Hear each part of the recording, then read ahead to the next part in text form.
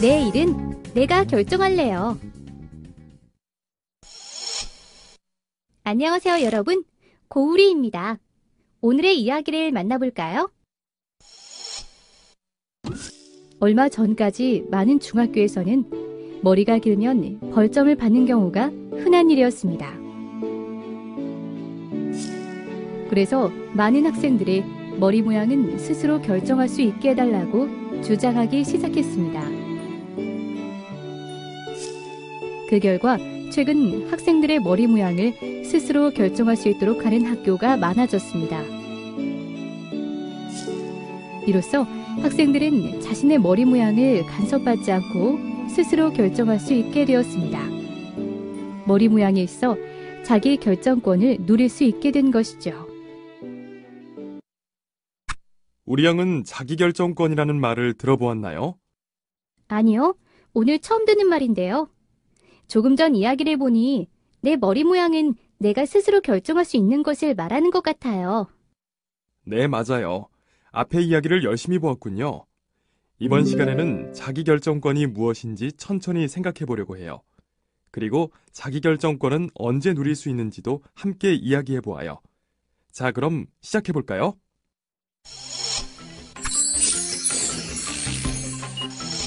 자기 결정권이란 무엇을 말하는 걸까요?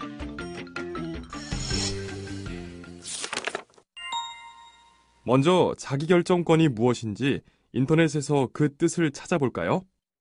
네, 제가 찾아볼게요. 인터넷에서 검색해보니 자기 결정권은 사적인 영역에서 국가의 간섭 없이 스스로 결정할 수 있는 권리라고 나와 있네요. 맞아요. 자기결정권이란 사적인 나의 일은 국가나 다른 사람으로부터 간섭받지 않고 스스로 결정할 수 있는 것을 말해요.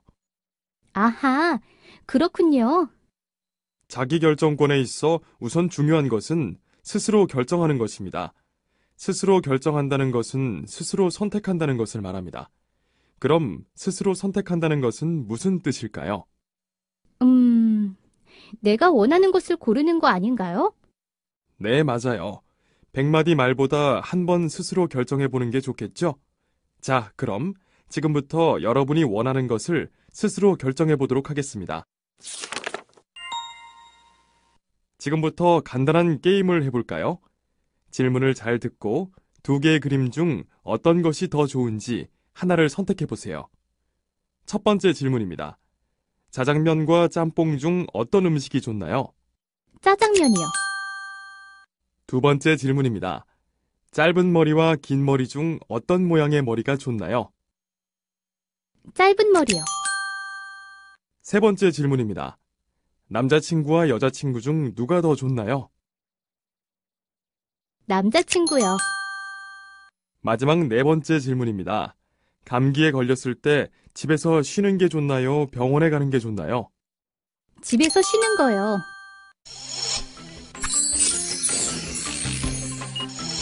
자기 결정권은 언제 누릴 수 있나요?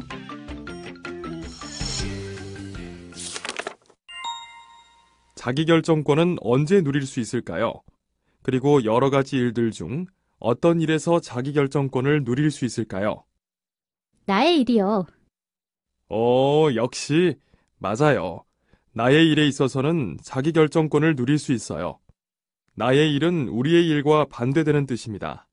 한 사람, 개인과 관련된 일은 나의 일입니다. 학교, 마을, 나라와 같이 여러 사람과 관련된 일은 우리의 일이라 할 수 있습니다. 그리고 다른 사람들에게 피해를 준다면 자기결정권을 누리기 어렵게 될 수 있습니다. 이렇게 여러 사람과 관련된 일의 경우 나의 자기결정권이 제한되기도 합니다.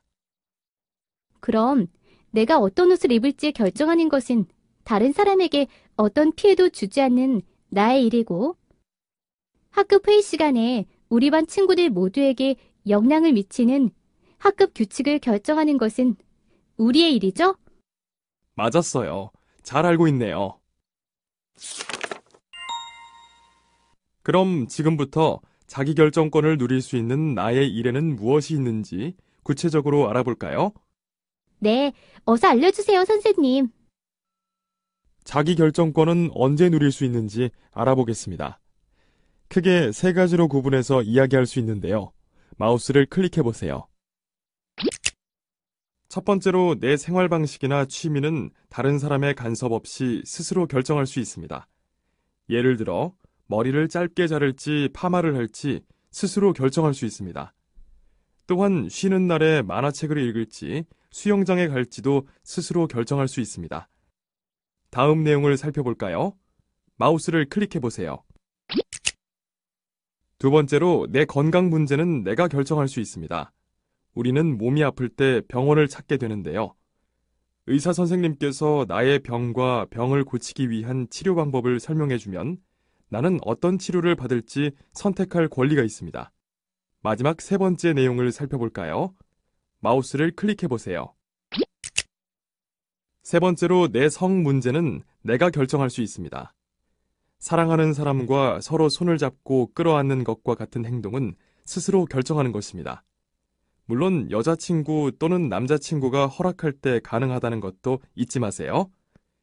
또한 내가 누구와 사귈지도 스스로 결정할 수 있습니다.